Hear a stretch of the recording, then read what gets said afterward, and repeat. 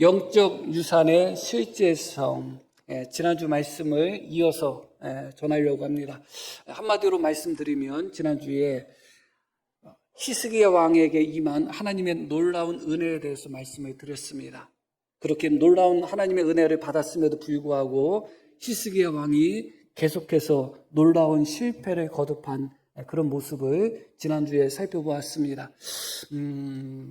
하나님의 성전에 있는 그런 기둥의 금을 다 벗기고 하나님 성전 문에 있던 금을 다 벗겨가지고 대적 국가인 아수르에게 조공으로 바쳤던 왕이 히스기야 왕이었습니다. 물론 그 전에는 하나님이 보시기에 다일까 버금가일 정도로 참 훌륭한 일, 선한 일을 많이 했지만 결정적인 위기 속에서는 하나님을 의지하지 않고 하나님을 두려워하지 않고 세상을 두려워하며 아수르 군대를 두려워하며 아수르 왕에게 심지어 하나님의 성전에 있는 금까지 다 벗겨서 바칠 정도로 그렇게 신앙적으로 나약한 모습을 보였습니다. 그런 히스기야의 계획이 잘 성공했으면 좋았을 텐데 아수르 왕은 그런 히스기야 모습을 보면서 또 만만하게 본 겁니다. 요거 봐라. 내 말 한마디면 하나님의 성전에 있는 금까지 다 벗겨가지고 나한테 바치네. 도리어 요즘 말로 말하면 호구 잡힌 것입니다. 그래서 도리어 아수르 왕이 히스기야 왕을 더 크게 위협하고 편지까지 보내면서 완전한 항복을 요구합니다. 그 편지를 받아들이고 히스기야 왕은 자신이 벗겨냈던 기둥의 금, 또 문에 금이 입혔던 그 성전, 자신이 그렇게 어떻게 보면 하나님을 배반했던 그 성전에 나아가서 하나님께 기도합니다. 하나님 앞에 회개하지는 않습니다. 아수르 왕을 향해서는 내가 잘못했습니다. 그렇게 말했던 히스기야 왕이 하나님 앞에서는 내가 잘못했습니다. 그런 기도를 하지 않아요. 오히려 하나님 도와주세요 하는 기도를 하는데 놀랍게도 그렇게 하나님의 성전을 모욕하는, 사실 모욕했던 거잖아요. 사내립 그 아수르 왕만 하나님의 성전, 하나님을 모욕한 것이 아니라 히스기야도 하나님의 성전에 바쳐졌던 기둥의 금과 또 문에 있는 또 금을 다 벗겨서 아수르 왕에게 줄 정도면 히스기야 왕도 하나님의 성전을 모독한 것입니다. 그런데 바로 그 성전에서 회개도 없이 하나님 앞에 기도했음에도 불구하고 하나님의 응답이 임한 것이죠. 너무나 놀라운 은혜입니다. 그런 은혜가 거듭거듭 나타난 것을 지난주에 우리가 확인을 했습니다. 히스기야의 생명을 하나님께서 연장시켜 줄 때도 역시 히스기야는 하나님 앞에 내가 잘못했습니다. 나를 불쌍히 여겨 주십시오. 그런 회개의 기도는 전혀 없었습니다. 내가 하나님 앞에 옛날에 잘했잖아요. 예전에 하나님 앞에 선하게 잘했으니까 나를 한번 살려주세요. 자기 공로를 외치면서 하나님 앞에 기도했지 자신의 잘못과 죄악을 회개하면서 하나님 앞에 기도하지 않았습니다. 그럼에도 불구하고 놀라운 하나님의 은혜가 임해서 히스기야 왕에게 15년이라는 생명이 연장되었습니다. 그렇게 히스기야 왕에게 하나님의 은혜가 너무나 놀랍게 임했습니다.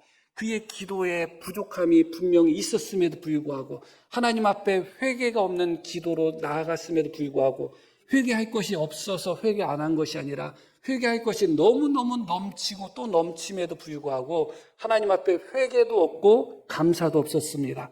그런 상태에서 하나님께 기도함에도 불구하고 하나님은 그 모든 히스기야의 잘못을 하나님의 등 뒤로 던지셨다. 히스기야가 자신의 죄를 회개한 것도 아닌데 그 히스기야의 죄를 하나님이 등 뒤에 던지고 용서하시고 히스기야의 모든 기도를 항상 응답해 주셨습니다. 놀라운 하나님의 은혜죠. 그런데 여기서 우리가 오늘 말씀의 시작이 되는 것입니다. 모든 사람에게 그렇게 놀랍고 특별한 하나님의 은혜가 임하는가? 그렇진 않잖아요. 그렇진 않죠. 우리도 그렇게 특별한 하나님의 은혜를 받고 싶지만 특별한 은혜가 우리 모두에게 임하면 그것은 특별한 은혜가 아니잖아요. 물론 예수님을 믿는 사람들에게 임하는 은혜는 특별한 은혜입니다. 그런데 그 특별한 은혜 중에 더 특별한 은혜를 받은 사람이 있어요. 누가 뭐라고 해도 히스기야는 하나님 앞에 더 특별하고 더 특별한 은혜를 받았습니다. 왜 그랬을까? 무엇 때문에 히스기야가 하나님 앞에 죄를 범하고 하나님 앞에 기도할 때 회개하지 않았음에도 불구하고 하나님은 히스기야가 기도할 때마다 응답하시고 또 응답하시고, 하나님이 왜 히스기야 왕에게 특별한 은혜를 베푸셨을까? 오늘 그 부분을 살펴보려고 하는 것입니다. 왜 하나님께서 히스기야 왕을 특별하게 대우하셨는가? 첫 번째 이유는 모릅니다. 하나님만 아시는 거예요. 그렇지 않겠어요? 한마디로 말씀드리면 이렇게 표현하면 이상할 수 있지만 하나님 마음입니다. 하나님 마음이에요. 우리가 볼 때 어떤 성도는 예수님 잘 믿지도 않는데 하는 일마다 다 잘 돼요. 왜 그러실까? 하나님 왜 그러실까? 하나님 마음이에요. 나는 하나님을 잘 섬기는 것 같은데 하는 일마다 꼬여. 왜 하나님이 나한테는 은혜를 안 주시지? 하나님 마음이에요. 하나님의 마음이라는 것은 우리가 그 마음을 깨닫지 못하고 헤아리지 못한다는 것이지, 그 하나님의 뜻은 반드시 어떠한 뜻이 있는 것은 분명해요. 그러나 우리는 그 하나님의 뜻, 하나님의 마음을 알 수가 없습니다. 그래서 히스기야에게 왜 특별한 은혜를 주셨는가? 하나님만의 뜻과 하나님의 마음이 있었겠죠. 우리가 다 헤아릴 수는 없습니다. 그러나 성경을 통해서 몇 가지 힌트를 얻을 수는 있습니다. 왜 히스기야 왕의 기도가 참 훌륭한 부분도 분명히 있었지만 왜 그렇게 부족한 기도를 하나님 앞에 드렸음에도 불구하고 하나님의 응답이 그때그때마다 놀라운 응답이 임했을까?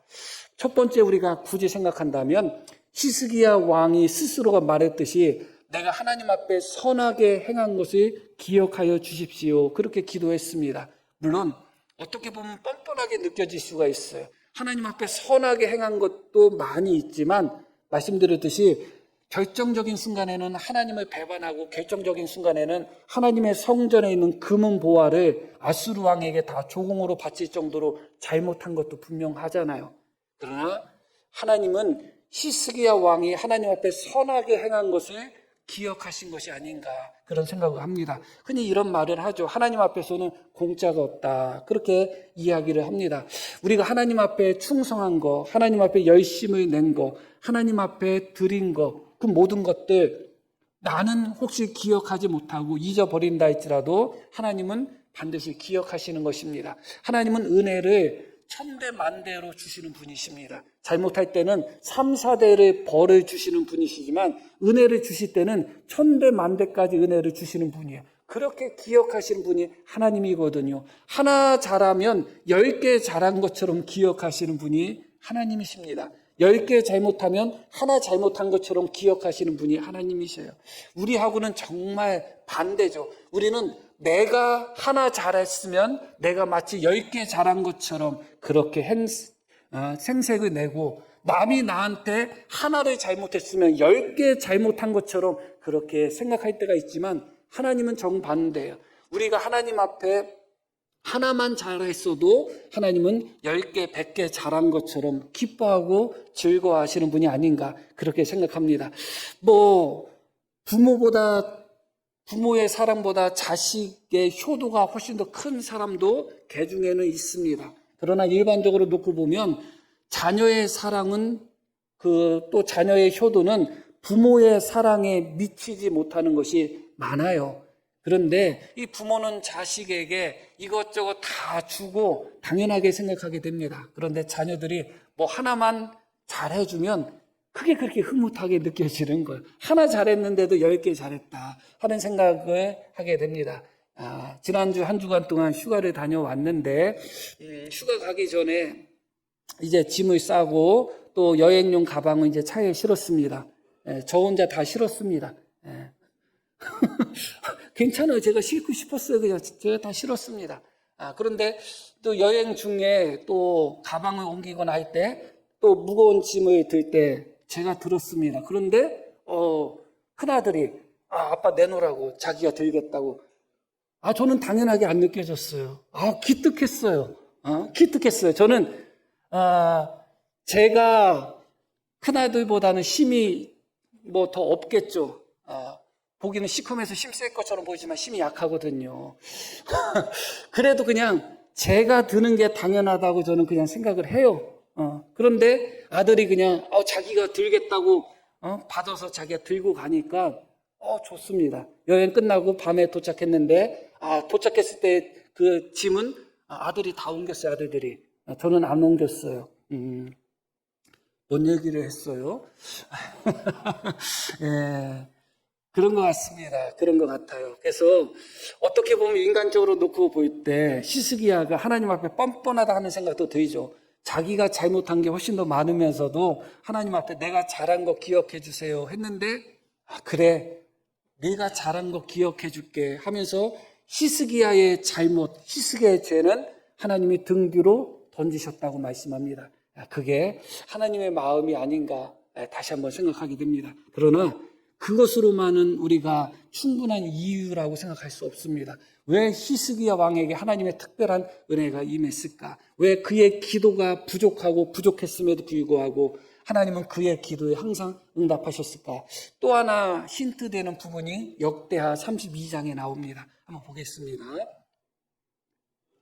이러므로 히스기야 왕이 아모스의 아들 선지자 이사야와 더불어 하늘을 향하여 부르짖어 기도하였다. 이렇게 말씀이 나옵니다.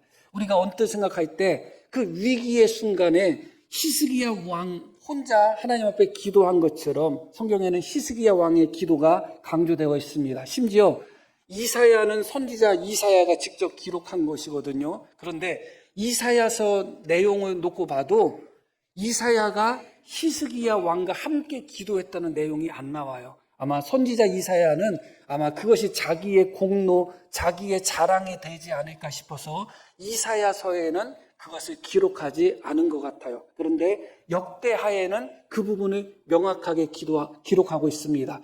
히스기야 왕이 아모스의 아들 선지자 이사야와 더불어 하늘을 향하여 하나님께 부르짖어 기도했다. 우리가 기억하는 기도는 히스기야 왕의 기도만 기억합니다. 그러나 놀랍게도 이 말씀 속에서는 히스기야 왕 못지않게 선지자 이사야가 하나님 앞에 간절히 기도하고 부르짖었다는 내용이 나옵니다. 물론 함께 기도했다고 해서 히스기야 왕과 이사야 선지자가 물리적인 시간과 공간이 같은 곳에서 함께 기도했다, 꼭 그렇게 볼 필요는 없습니다. 중요한 것은 이 위기의 순간, 이 어려움의 순간, 히스기야 왕이 하나님 앞에 기도하는 그 순간에 선지자 이사야도 하나님께 부르짖고 기도했다는 겁니다. 그러면 선지자 이사야만 하나님 앞에 기도하고 부르짖었을까요? 아니죠. 그 나라의 경건한 사람들은 성경에 기록되지는 않았지만 이름을 알 수 없는 무명의 경건한 하나님의 백성들도 하나님께 기도하고 부르짖었을 것입니다. 혹시 드래곤볼이라는 만화를 아시나요? 거기 보면 원기옥이라는 게 있어요. 원기옥 아시죠? 사람들이 자신의 힘과 염원과 기를 한쪽으로 모아주면 원기옥이 생겨가지고 손오공이 그것을 가지고 자기보다 힘이 센 악당들을 물리치게 됩니다. 기도도 그런 것 같아요. 왜 성경에서 두세 사람이 내 이름으로 모인 곳에 나도 그들과 함께 한다는 말씀이 왜 주어졌는지를 기억할 필요가 있어요. 의인의 기도는 역사하는 힘이 많다고 했습니다. 우리가 병들었거나 어려움이 있을 때 홀로 기도하지 말고 성도와 함께, 또 장로와 함께 그들을 초청하여 함께 기도하라는 교훈들이 주어지고 있습니다. 왜 그럴까요? 나의 문제고 나의 기도기 때문에 나 혼자만의 기도가 그 모든 것을 결정하는 것이 아닙니다. 히스기야 왕의 기도는 말씀드렸듯이 완전하지가 않았어요. 참 부족한 기도였습니다. 부족한 것 중에서도 가장 부족한 것이 무엇인가? 하나님 앞에 회개로 나아가야 되는 순간에 회개하지 않고 자기 신의 의와 자신의 공의로 나아가는 것은 너무너무 부족한 기도예요. 사실은 성경에서 그런 기도에 대해서 응답을 약속하지 않습니다. 우리가 하나님 앞에 통회하면서 회개하면서 자복하면서 나아갈 때 하나님의 응답이 임하는 것이죠. 그러나 히스기야 왕의 기도는 부족했지만 그 부족한 기도를 이사야 선지자뿐만 아니라 다른 경건한 성도들의 기도가 함께하여 그 부족한 부분을 채웠다는 것을 기억할 필요가 있습니다. 항상 그렇습니다. 내 기도가 완벽하고 완전해서 항상 하나님 앞에 응답으로 경험하는가? 그럴 수도 있을 것입니다. 그러나 우리의 기도는 언제나 항상 2%가 부족할 때가 있어요. 2%가 아무것도 아닌 것처럼 보이지만 2%가 전부일 때가 있습니다. 그러나 그 부족한 부분을 누군가, 내가 알지 못하는 누군가의 기도가 그 부족한 부분을 채우고 있을 수 있다는 것을 기억할 필요가 있습니다. 예전에 우리 교회가 어려웠을 때 노예 목사님들이 저를 만나면 그런 말씀을 좀 하시는 분들이 있었습니다. 내가 새벽마다 부강장로를 위해서 기도한다. 너무너무 감사한 거죠. 우리의 기도만으로 어려움을 이겨냈다? 아니에요. 천만의 말씀입니다. 우리가 열심히 새벽 기도하고 정말 하나님 앞에 기도했더니 하나님께서 은혜 베푸시고 우리에게 다시 힘을 주셨구나. 그럴 수도 있습니다. 그러나 그것만으로도 채워지지 않았을 가능성이 큽니다. 가끔 가다가 예전에 있었던 교회, 사역했던 교회, 부교육제 때부터 있었던 교회, 그런 분들, 성도들 중에 우연찮게 길에서 만나거나 우연찮게 만날 때가 있어요. 그런데 가끔 가다가 놀라운 소식을 들을 때가 있어요. 그것이 무엇이냐? 목사님 위해서 기도한다는 거. 깜짝깜짝 놀라는 거예요. 저는 그분을 기억도 못하는데 저를 위해서 기도한다는 거예요. 저의 부족한 부분들, 부족한 기도가 누군가의 기도로 그렇게 채워지고 있다는 것을 우리는 인정하셔야 되는 것입니다. 그것이 우리가 함께 신앙생활하는 이유와 목적인 것입니다. 어떤 성도가 아프면 다른 성도도 아프다는 말씀이 그것입니다. 아픈 성도만 자신의 고통을 위해서, 자신의 아픔을 위해서 기도하는 것이 아닙니다. 갑자기 생각나면 나하고 전혀 상관없는 그런 성도를 위해서, 그 성도의 아픔을 위해서, 그 성도의 고통 때문에 기도할 때가 있습니다. 그런 경험이 다 있잖아, 그렇죠? 그런 것들이 채워지고 또 채워지는 것입니다. 이것이 첫 번째 이유가 아닌가 그런 생각을 하게 됩니다. 또 하나의 이유를 또 한번 찾아볼 필요가 있습니다. 이사야 37장 말씀을 보겠습니다. 이렇게 나옵니다. 대저 내가 나를 위하며 내 종 다윗을 위하여 이 성을 보호하며 구원하리라 하셨나이다 하니라. 이게 하나님이 히스기야 왕에게 응답하신 내용이에요. 뭐라고 응답하셨는가? 내가 나를 위하며 또 내 종 다윗을 위하여 이 성을 보호하며 구원하리라. 그러니까 히스기야가 하나님 앞에 기도했을 때 하나님이 너의 기도를 내가 응답하겠다. 너의 기도를 듣고 너의 의로움으로 말미암아 너의 기도 때문에 내가 응답하겠다. 그렇게 말씀하지 않고 뭐라고 말씀하셨다고요?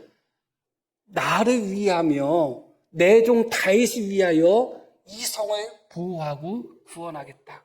히스기야는 너를 위해서, 지금 예루살렘에 살고 있는 이스라엘 백성들을 위해서 내가 구원하겠다. 그렇게 말씀하지 않고 나의 영광을 위해서 또 내 종 다윗을 위하여 이 성을 보호하겠다. 그렇게 말씀하고 있습니다. 사실 그렇습니다. 아수르 왕 사넬립이 하나님을 모욕하고 하나님을 모독했습니다. 그렇기 때문에 하나님께서 나의 영광을 위해서 내가 사넬립을 심판하고 이스라엘 백성들을 구원하겠다. 그렇게 말씀하고 있는 거예요. 그러니까 히스기야의 기도가 완벽하고 완전해서 응답이 된 것이 아니라 히스기야의 부족한 기도를 무엇이 채웠는가? 하나님 영광을 위해서. 그래서 하나님께서 이스라엘 백성들을 인도하실 때도 모세가 하나님 앞에 기도할 때도 그런 기도를 많이 했습니다. 하나님, 이 백성을 심판하시면 하나님의 영광이 가려지니까 하나님의 영광을 위해서 이 백성을 용서해 주십시오. 이스라엘 백성들이 용서받을 만한 자격이 있어서 용서받은 것이 아니라 하나님 영광을 위해서 이스라엘 백성들을 용서하신 것입니다. 자기 이름을 위하여 의의 길로 인도하시는 분이 하나님이십니다. 지금 하나님의 이름이 모욕당하고 있습니다. 그 순간에 히스기야의 기도를 하나님이 응답하지 않고 그대로 방치했다면 하나님의 이름이 모욕되고 하나님의 영광이 가려지는 것입니다. 그래서 하나님의 영광을 위해서 내가 구원하겠다. 너의 기도를 응답하겠다. 그렇게 말씀하고 있는 것입니다. 그럴 때가 참 많습니다. 하나님의 영광을 위해서, 우리를 위해서가 아니라 나의 부족함, 나의 연약함에도 불구하고 주님의 영광을 위해서 하나님이 우리에게 은혜를 베푸시고 구원을 베푸실 때가 많습니다. 그리고 또 하나, 마지막 세 번째로 이렇게 말씀이 나와요. 내 종 다윗을 위하여, 이렇게 말씀이 나와요. 다윗은 히스기야와 몇 년 차이가 나는 사람이냐면 300년 차이 나는 사람이에요. 놀랍죠? 300년 전의 조상이 다윗이에요. 그런데 바로 히스기야의 아버지도 아니고 히스기야의 할아버지도 아니에요. 한참 전의 조상인, 300년 전의 조상인 다윗을 이야기하시면서, 히스기야야, 내가 너의 기도에 응답하는 것은 나의 영광을 위해서 응답할 뿐만 아니라 내 종 다윗을 위하여 내가 너의 기도에 응답하겠다, 그렇게 말씀하고 있는 것입니다. 참 놀랍습니다. 300년 전에 다윗이 300년 후에 후손인 히스기야가 하나님 앞에 기도하고 하나님을 섬김에 있어서 부족함이 있었던 그 부분에 300년 전 조상 다윗의 믿음과 300년 전 조상 다윗의 그런 하나님께서 그에게 주신 약속으로 말미암아 히스기야의 부족함이 채워지고 있다는 것은 정말 놀라운 일이죠. 가끔가다 목사님들 중에 그런 간증을 하시는 분들이 있어요. 3대 예수님을 믿어가지고 망한 집안 없다, 그렇게 말씀하시고, 특히 목회자 집안에서는 그런 이야기를 많이 합니다.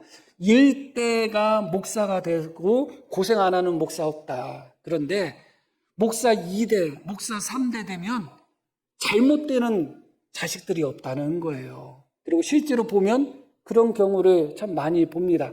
그러면서 그 목사님들이 간증하는 것이 어떤 간증을 하는가?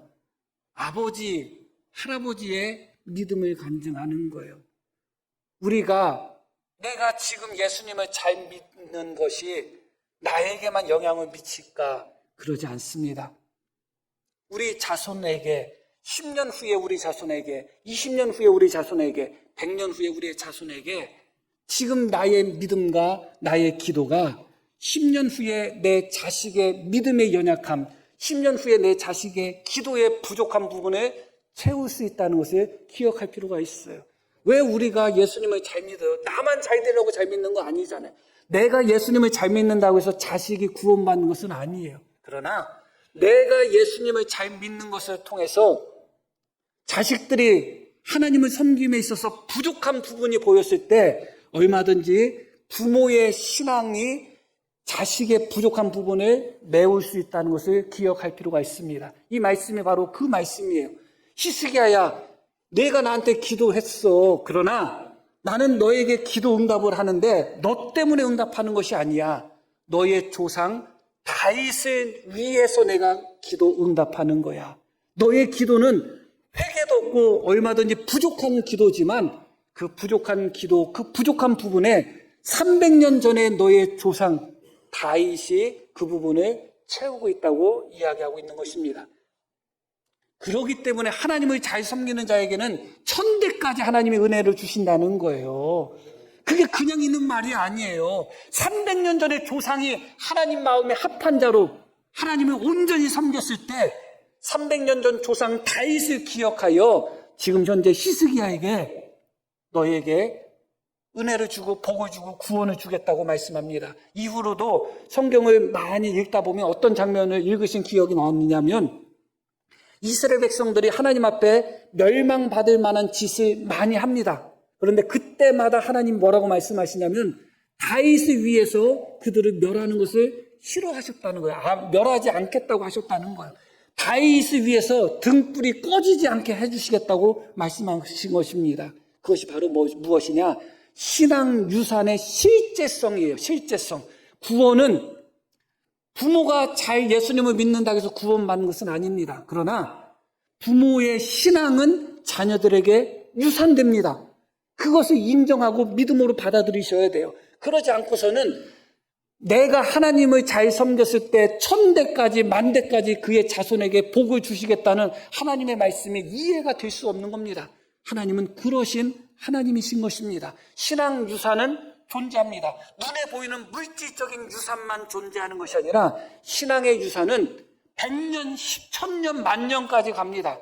부자 3대 가기 어렵다는 말이 있습니다. 그렇습니다. 물질적인 유산을 남겼을 때 3대, 4대 가기 어렵습니다. 그러나 신앙의 유산은 100년 후에 내 후손 중에 누군가가 부족한 믿음 속에서, 부족한 기도 속에서 연약한 부족한 부분이 있을 때 지금의 나의 기도가, 지금의 나의 믿음이, 지금의 나의 신앙이 그때 그 자손의 부족한 부분을 채울 수도 있다 하는 믿음을 갖고 계셔야 됩니다. 그래서 하나님 앞에 내가 섬기는 것은 내 당대에 열매 맺지 않는다 할지라도 반드시 그 열매를 먹을 사람이 있다는 것.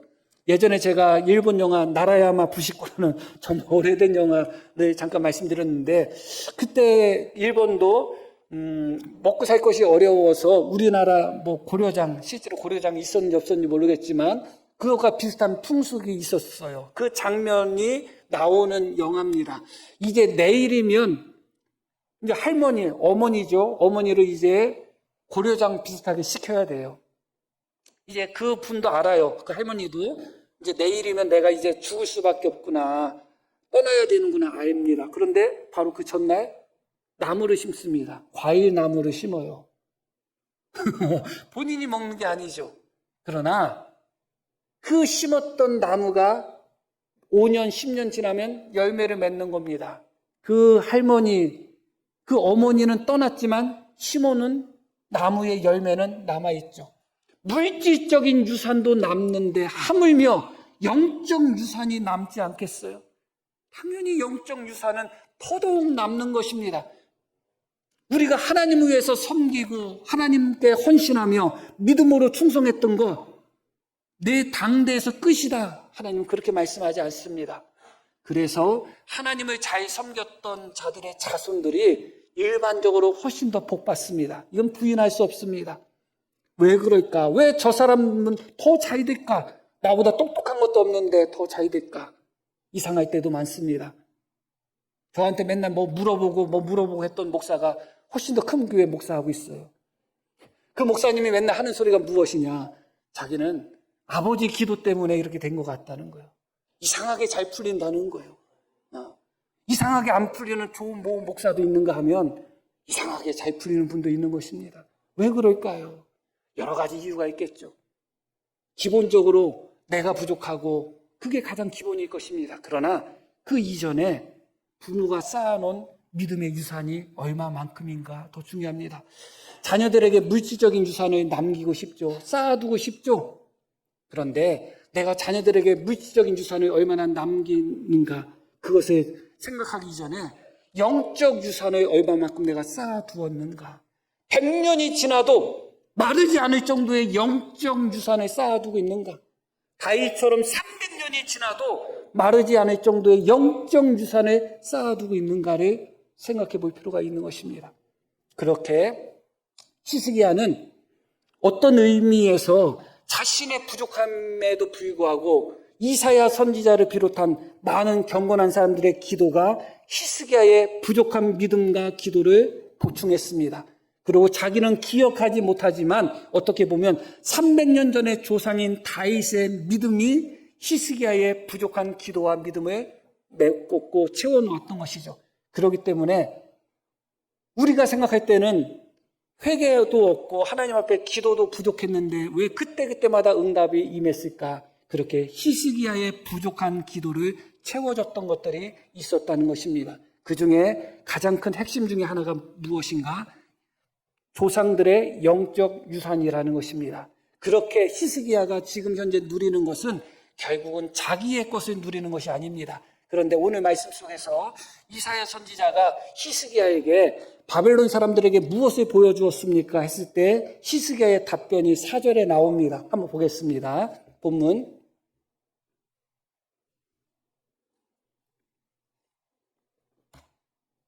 이사야가 이르되 그들이 왕의 궁전에서 무엇을 보았나이까 하니 히스기야 대답하되 그들이 내 궁전에 있는 것을 다 보았나이다.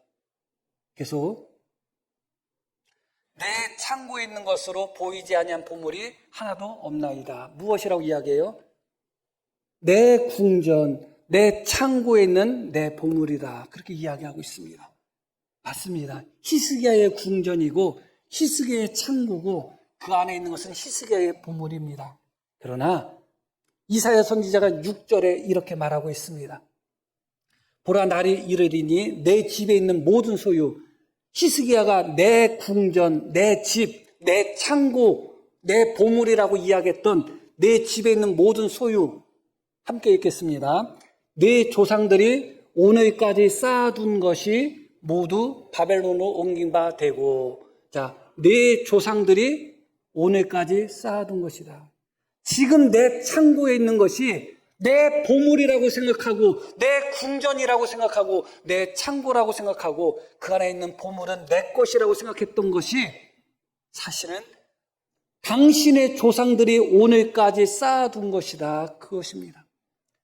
본인이 쌓아둔 것이 아닌 것인데 이미 조상들이 쌓아둔 것을 내 것이라고 생각하며 그것을 자랑하며 교만한 모습을 히스기야 왕이 보이고 있습니다. 조상들 때부터 지금까지 쌓아둔 것이라면 마땅히 히스기야 왕은 그것을 어떻게 해야 돼요? 자기의 자손들에게 전수해야 되는 것입니다.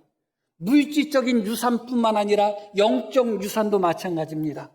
조상들 다윗 때부터 계속해서 영적 유산들이 쌓아온 것입니다. 히스기야 왕이 내 것이라고 했던 것들 상당 부분이 사실은 내 것이 아니라 조상들 때부터 쌓아온 것이고 자손들에게 물려줘야 되는 것들입니다. 지금 우리가 누리는 많은 것들이 마찬가지입니다. 우리 교회도 마찬가지죠. 제가 우리 교회 온 지 7년 정도 돼갑니다. 제가 왔을 때 이 예배당은 이미 젖어 있었습니다. 제가 진 게 아니잖아요. 이미 예배당은 그 전에 졌죠. 그리고 그 예배당을 질 때 헌신했던 성도님들이 여기에 계실 것입니다. 그러나 어떤 분들은 지금 그때 예배당을 질 때 아무런 관계도 없는 성도님들도 여기 계시죠. 저도 마찬가지입니다. 그러나 지금 조영주 목사는 부강 장로교회 담임 목사입니다.